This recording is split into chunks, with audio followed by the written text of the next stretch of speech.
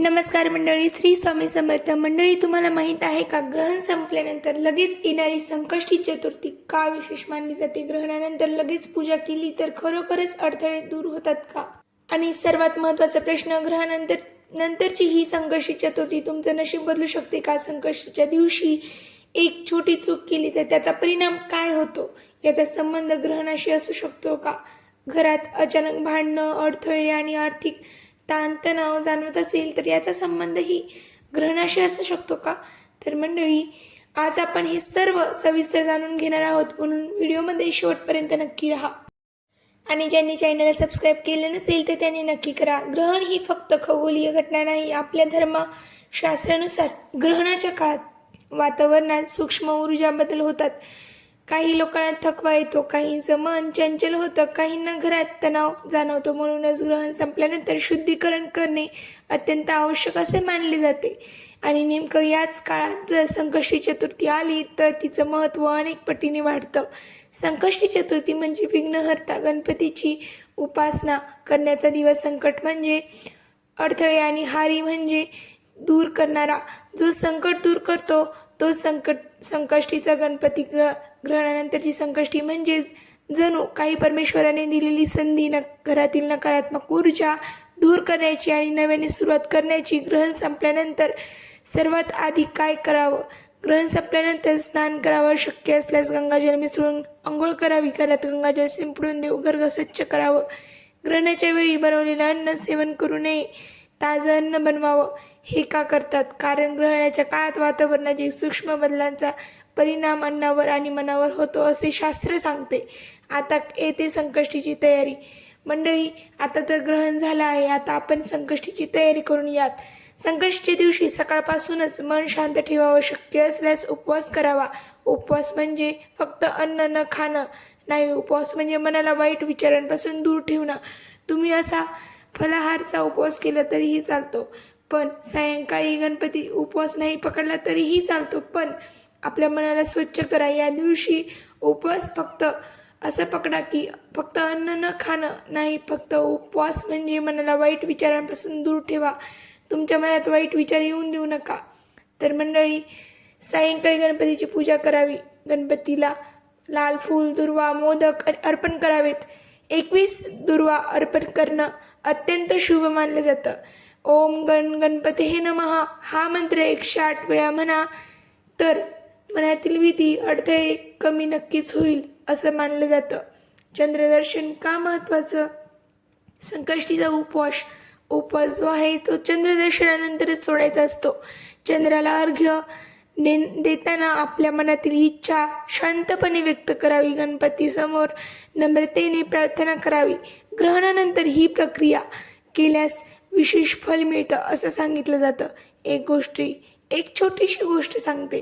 छोटीशी ती कथा आहे. एका गावातली. एक सुंदर असं गाव होतं. त्या गावामध्ये सगळे आनंदीमय होते. त्याच गावामध्ये एक कुटुंब सतत अडचणीत होतं. व्यवसायात नुकसान, घरात भांडणं, मुलांच्या शिक्षणात अडथळे. त्या वर्षी ग्रहणानंतर लगेच संकष्टी आली. गावातील एका वृद्ध व्यक्तीने त्यांना सांगितलं, या दिवशी श्रद्धेने गणपतीची पूजा करा आणि अन्नदान करा, तुमचे संकट टळून जाईल. त्या कुटुंबाने मनातून उपवास केला, गणपतीची पूजा केली, आराधना केली आणि गरिबांना अन्न दिलं. हळूहळू त्यांच्या आयुष्यात बदल दिसू लागला. व्यवसाय सुधारला, घरात शांतता आली, लेकरं हसत खेळत राहू लागले. ही कथा आपल्याला सांगते की श्रद्धा आणि सकारात्मक ऊर्जा यांचा परिणाम नक्कीच होतो. तर मंडळी, ग्रहणानंतर संकष्टीला काय टाळावं? भांडणं टाळा, कटू शब्द बोलू नका, नकारात्मक विचारांपासून दूर राहा. शक्य असल्यास त्या दिवशी दान धर्म करा, गणपतीला प्रिय असलेले उपाय करा. मोदक करा. गणपतीला मोदक खूप आवडतात. लहान मुलांना गोड पदार्थ द्या, गाईला गूळ खाऊ घाला, गरजूंना धान्य द्या. हे उपाय केल्याने घरात समाधान आणि स्थैर्य वाढतं असं मानलं जातं. शेवटी एक गोष्ट लक्षात ठेवा, ग्रहण असो वा संकष्टी, सर्वात महत्त्वाची गोष्ट म्हणजे श्रद्धा, स्वच्छ मन आणि सकारात्मक विचार. जर तुम्हाला वाटत असेल की तुमच्या आयुष्यात अडथळे आहेत तर ही संकष्टी तुमच्यासाठी एक नवीन सुरुवात ठरू शकते. गणपती बाप्पा मोरया, मंगलमूर्ती मोरया. कमेंटमध्ये नक्की लिहा. चला तर मंडळी, जाणून घेऊया आणखी खोलमध्ये याची माहिती. तर मंडळी, तुम्ही कधी लक्ष दिलं आहे का, ग्रहण संपल्यानंतर काही दिवस मन जड जड का वाटतं? घरात कारण नसतानाही तणाव का निर्माण होतो? काहींच्या घरामध्ये असं होतं. अचानक कामात अडथळे का येतात? आणि नेमकं त्याच काळात जर संकष्टी चतुर्थी आली तर ती फक्त योगायोग असतो का, की देवाने दिलेली संधी असते? ग्रहण म्हणजे काय? फक्त सूर्यचंद्र राहू केतू यांचा खेळ आहे का, की आपल्या मनावर, विचारांवर, घराच्या ऊर्जेवर त्याचा परिणाम होतो? आज आपण केवळ विधी जाणून घेणार नाही, तर त्यामागचं सूक्ष्म तत्त्व समजून घेणार आहोत. ग्रहणाचा सूक्ष्म परिणाम काय आहे तो ह्या व्हिडिओमध्ये तुम्हाला सांगणार आहे. शास्त्र सांगते, ग्रहणाच्या काळात तमोगुण वाढतो. तमोगुण म्हणजे आळस, गोंधळ, भीती, संशय, नकारात्मक विचार. ग्रहणाच्या वेळी आपण जप, ध्यान, नामस्मरण करतो का? तर का बरं करतो? कारण त्या काळात मन जास्त अस्थिर असतं. ग्रहण संपतं, पण त्याची ऊर्जा लगेच संपते का? नाही. जसं वादळ गेल्यावरही काही वेळ हवा अस्थिर असते, तसंच ग्रहणानंतर वातावरणात सूक्ष्म कंपने राहतात. आणि इथेच येते संकष्टी चतुर्थी. संकष्टी चतुर्थी म्हणजे फक्त उपवास नाही, संकट आणि हारी संकट दूर करणारा असा त्याचा अर्थ होतो. गणपती हा मूलाधार चक्राचा देव आहे असं योगशास्त्र सांगतं. मूलाधार म्हणजे स्थैर्य, सुरक्षितता आणि आर्थिक पाया, घराची शांती. ग्रहणानंतरचा मूलाधार आर्थिक झाला तर, जर घरात आर्थिक अडथळे, भीती, असुरक्षितता जाणू शकते. म्हणूनच ग्रहानंतरची संकष्टी ही केवळ योगायोग नसते, ती ऊर्जेचं संतुलन करण्याची संधी असते. त्या दिवशी नेमकं काय करावं, पण ते का बरं करावं?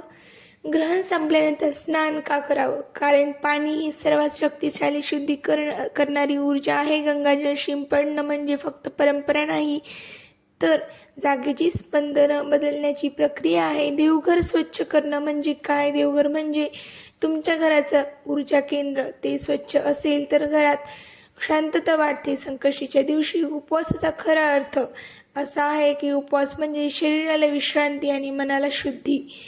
त्या दिवशी कमी बोला, नकारात्मक बातम्या पाहू नका, भांडण टाळा, कारण शब्द ही ऊर्जा असते. ग्रहणानंतर शब्दांचा परिणाम जास्त खोलवर जातो. मंडळी, ग्रहण हा मनाचा कारक आहे. हो, चंद्रदर्शन का अत्यंत महत्त्वाचं? तर हे तेच कारण आहे. चंद्र मनाचा कारक आहे. ग्रहणात चंद्र झाकला जातो, म्हणजेच मनावर सावली पडते. संकष्टीला चंद्रदर्शन करून अर्घ्य देणे म्हणजे आपल्या मनाला पुन्हा प्रकाश देणे असं होतो. एक गूढ कथा मी तुम्हाला सांगते. एक साधू एका गावात आले. गावात त्या वर्षी ग्रहणानंतर मोठ्या अडचणी सुरू झाल्या होत्या. लोक घाबरलेले, अस्वस्थ. साधूंनी सांगितले, यावेळी येणारे संकष्ट चतुर्थी साधी नाही. जो श्रद्धेने उपवास करेल, गणपतीला 21 दुर्वाक करेल आणि एखाद्या गरीबाला अन्नदान करेल, वस्त्रदान करेल, त्याच्या घरातील अदृश्य अडथळे कमी होतील. काहींनी विश्वास ठेवला, काहींनी नाही ठेवला. ज्याची त्याची श्रद्धा, ज्याची त्याची मनाची त्याचे विचार. ज्यांनी श्रद्धा ठेवली त्यांच्या आयुष्यात हळूहळू बदल दिसू लागले. का? कारण श्रद्धा मन बदलते. मन बदललं की निर्णय बदलतात. निर्णय बदलले की भविष्य बदलतं. त्या दिवशी काय टाळावं? कटू शब्द, जुने वाद, पैशांवरून भांडणं, देवाची निंदा. ग्रहणानंतरची संकष्टी म्हणजे ऊर्जेचा रिसेट बटन आहे. मंडळी, तुम्हा सर्वांना वाटतं की ही खूप धार्मिक आहे, खूप यांनी बघतो आपण, खूप धार्मिक नाही, पण जर आपण पूजा केली तर आपल्याला किती प्रसन्न वाटतं बरं. तसंच असतं हे. आपण जर श्रद्धा ठेवली, श्रद्धेने काही गोष्टी केल्या तर आपलं मन नक्की शांतीने भरेल, आनंदमय होईल. तर मंडळी, एक विशेष उपाय सांगत आहे. 21 दुर्वा अर्पण करताना प्रत्येक वेळी एक मनात इच्छा धरा. कोणतीही तुमची जी इच्छा तुम्हाला वाटत असेल की ही पूर्ण व्हावी, ती धरा. एक लहानसा नारळ गणपती समोर ठेवा आणि दुसऱ्या दिवशी वाहत्या पाण्यात विसर्जित करा. शक्य असल्यास त्या दिवशी रात्री 11 मिनिटं शांत बसून गणपती नमः या बीज मंत्राचा जप करा. मंडळी, शेवटचा संदेश असा आहे की ग्रहण भीतीचं प्रतीक नाही, ते जागृतीचं प्रतीक आहे. संकष्टीला शिक्षा नाही, ती संधी आहे. जर तुमच्या आयुष्यात काही अडथळे असतील तर ही संकष्टी चतुर्थी तुमच्यासाठी दैवी दार उघडू शकते. पण लक्षात ठेवा, विधीपेक्षा श्रद्धा मोठी, श्रद्धापेक्षा स्वच्छ मन मोठं. तर गणपती बाप्पा मोरया, मंगलमूर्ती मोरया. मंडळी, असंच भेटूया नवीन व्हिडिओसोबत. माझ्या चॅनलला सबस्क्राईब केलं नसेल तर नक्की सबस्क्राईब करा, लाईक करा, शेअर करा आणि कमेंट करा. तुम्हाला हा व्हिडिओ कसा वाटला कमेंट करा. कमेंटमध्ये नक्की लिहा. गणपती बाप्पा मोरया, मंगलमूर्ती मोरया.